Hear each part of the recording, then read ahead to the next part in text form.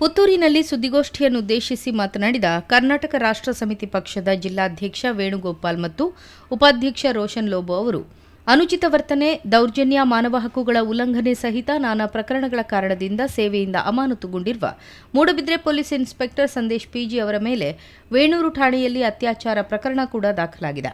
ಪ್ರಸ್ತುತ ಸೇವೆಯಿಂದ ಅಮಾನತುಗೊಂಡಿರುವ ಸಂದೇಶ್ ಅವರನ್ನು ಭವಿಷ್ಯದಲ್ಲಿ ಅಮಾನತು ರದ್ದಾದಲ್ಲಿ ದಕ್ಷಿಣ ಕನ್ನಡ ಜಿಲ್ಲೆಯಿಂದ ಹೊರಗೆ ವರ್ಗಾವಣೆ ಮಾಡಬೇಕು ಎಂದು ಒತ್ತಾಯಿಸಿದರು.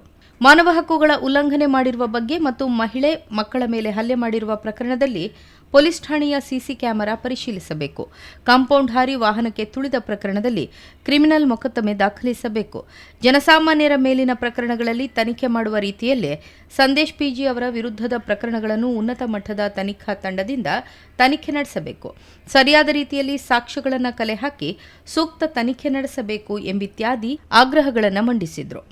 ಏನಂತ ಈಗ ಅಮಾನತಾಗಿದ್ದಾರೆ, ಅಮಾನತಾದರೂ ಅವರ ಪ್ರಭಾವ ಬಳಸಿ ದೂರದವರೆಗೆ ತೊಂದರೆ ಕೊಡುವಂಥ ಸಾಧ್ಯತೆಗಳಿವೆ. ಅಮಾನತಾವಧಿ ಮುಗಿದ ನಂತರ ಅವರಿಗೆ ಆ್ಯಕ್ಚುಲಿ ಕೆಲಸದಿಂದ ಇದೆಲ್ಲ ತನಿಖೆ ಪೂರ್ಣಗೊಂಡ ನಂತರ ಕೆಲಸದಿಂದಲೇ ತೆಗೆಯಬೇಕು. ಅಲ್ಲಿವರೆಗೆ ಅಮಾನತು ಪೂರ್ಣ ಆದ ನಂತರ ಅವರನ್ನು ಎಲ್ಲಿ ಕೆಲಸ ಮಾಡಿದರೆ ಆ ಠಾಣೆಗಳಿಗೆ ಹಾಕಬಾರದು. ನಾವು ಹೇಳ್ತಾ ಇದ್ದೇವೆ, ಅವರನ್ನು ಜಿಲ್ಲೆಯಿಂದ ಹೊರಗಡೆನೇ ಹಾಕಬೇಕು. ಈಗ ವೇಣೂರು ಠಾಣೆಯಲ್ಲಿ ಏನಾಗಿದೆ, ಮೊನ್ನೆ FIR ಆಗಿದೆ, ಅತ್ಯಾಚಾರ, ಸತತ ಅತ್ಯಾಚಾರ, ಶಿಕ್ಷಕಿಗೆ ಲೈಂಗಿಕ ಕಿರುಕುಳ ಕೊಟ್ಟ ವಿಚಾರದಲ್ಲಿ. ನಾವು ಅದಕ್ಕೂ ಡಿಮಾಂಡ್ ಮಾಡ್ತಾ ಇದ್ದೇವೆ, ಅವರನ್ನು ಕೂಡಲೇ ಬಂಧಿಸಬೇಕು. ಯಾಕೆ ಅಂತ ಹೇಳಿದಾಗ ಅದು ನಾನ್ ಬೇಲೇಬಲ್ ಅಫೆನ್ಸು, 4 ಸೆಕ್ಷನ್ ಹಾಕಿದ್ದಾರೆ, ನಾನ್ ಬೇಲೇಬಲ್ ಅಫೆನ್ಸು. ಕೂಡಲೇ ಅವರನ್ನು ಬಂಧಿಸಿ ಕಠಿಣ ಶಿಕ್ಷೆಗೆ ಒಳಪಡಿಸಬೇಕು.